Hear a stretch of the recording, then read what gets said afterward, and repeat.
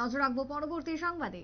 Sabroom cricket অ্যাসোসিয়েশনের পক্ষ থেকে হলো পুরস্কার বিতরণী অনুষ্ঠান। বার্ষিক পুরস্কার বিতরণী অনুষ্ঠানের আয়োজন করা হয় আজকের দিনে।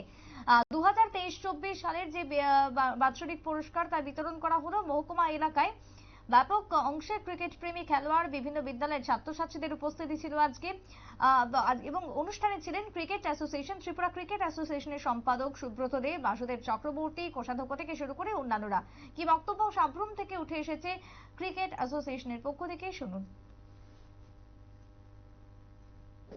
আমাদের রাজ্যে আমরা প্রতিনিয়তই ড্রাগস এর নেশা থেকে দূরে থাকার জন্য বর্তমান যুব সমাজকে আমরা খেলাধুলার দিকে নজর দেওয়ার কথা বলি, খেলাধুলায় অংশগ্রহণ কথা বলি আমরা। কিন্তু আমরা আরেকটা জিনিস যেটা বলতে হয়, লক্ষ্য করি যে আমাদের খেলাধুলার যে সামগ্রী, এই সামগ্রীরও আমাদের কিছুটা অভাব রয়েছে। আমি জেলা সভাপতি হওয়ার পর আমি লক্ষ্য করেছি জিনিসগুলো। আমি জানি গত 3 দিন আগে একটা সিদ্ধান্ত নিয়েছি জেলা পরিষদ থেকে। আমাদের এখানে আমার দক্ষিণ জেলা পরিষদে 100টি গ্রাম পঞ্চায়েত রয়েছে।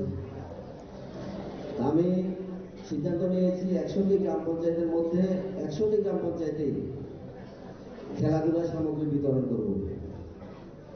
প্রথম অবস্থায় ছোট্ট পরিসর হলেও করবো। এর মধ্যে 3টা সামগ্রী আমি রেখেছি: volleyball net, cricket bat ball এবং ফুটবল। প্রত্যেকটি গ্রাম পঞ্চায়েত যাতে পায় এই ব্যবস্থা আমি করবো আগামী 1 মাসের মধ্যে। আপনারা শুনলেন সাবরুম থেকে বক্তব্য। আজকের অনুষ্ঠানে বক্তব্য রাখতে গিয়ে জেলা সভাধিপতি দীপক দত্ত জানান, বর্তমানে জেলার একাধিক এলাকায় বিভিন্ন পঞ্চায়েত রয়েছে যেখানে খেলাধুলার সরঞ্জামের ঘাটতি রয়েছে। সেই অর্থে ঘাটতি মেটানোর জন্য প্রত্যেকটি পঞ্চায়েতে ভলিবল, ক্রিকেট এবং ফুটবলের সরঞ্জাম প্রদান করার উদ্যোগ নেওয়া হয় সভাপতির পক্ষ থেকে। আজকের অনুষ্ঠানে এমনটাই জানিয়েছেন বক্তব্য রাখতে গিয়ে জেলা সভাধিপতি। সবকিছুকে কেন্দ্র করে আজকের অনুষ্ঠানে ছিল ব্যাপক উৎসাহ। ছোট্ট বিরতির পর ফিরছি, সঙ্গে থাকুন।